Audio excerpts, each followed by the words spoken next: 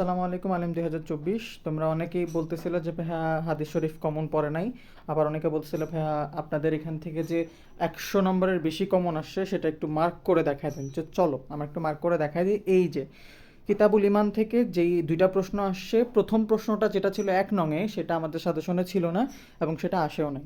2 নংয়ের মধ্যে যেই হাদিসটা ছিল সেটা ছিল হচ্ছে 93 নম্বর হাদিস, এটা কমন ছিল।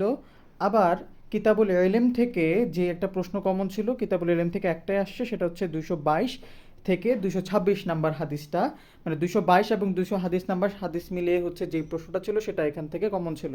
তার মানে প্রথম তিনটায় দুইটা কমন ছিল।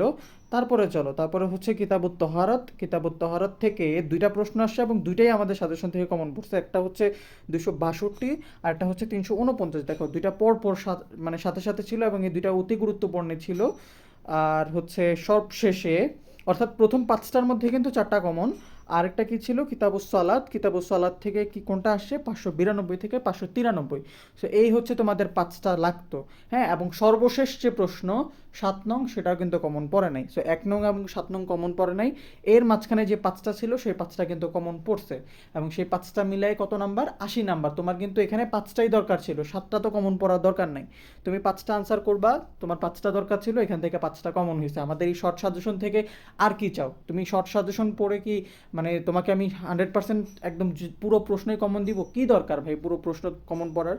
তোমার দরকার যতটুকু, তুমি ততটুকু কমন পাইছো কিনা দেখবা।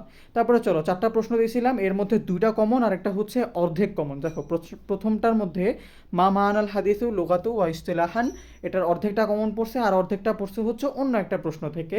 সো ধরলাম আমি এটা কমন পড়ে নাই, তোমার 2টা লাগবে, 2টা দেখো হুবহু কমন।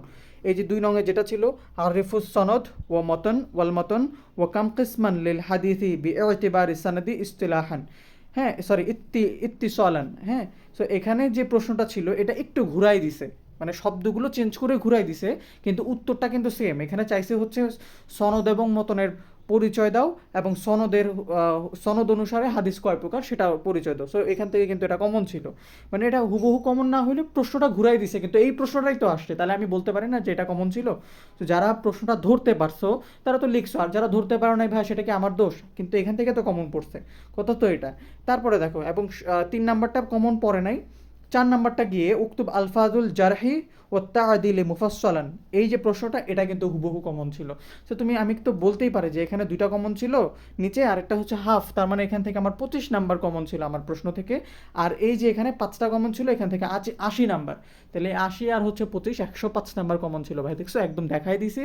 সো চিন্তা করার কোনো কারণ নাই। যারা যারা হচ্ছে ফুল আনসার করতে পারছো খুবই ভালো নাম্বার পাবা। আর আজকের প্রশ্নটা যেহেতু একটু ঘুরায় ঘুরায় করছে, সো তোমাদেরকে নাম্বার একটু বাড়ায় দিবে আমি আশা রাখি।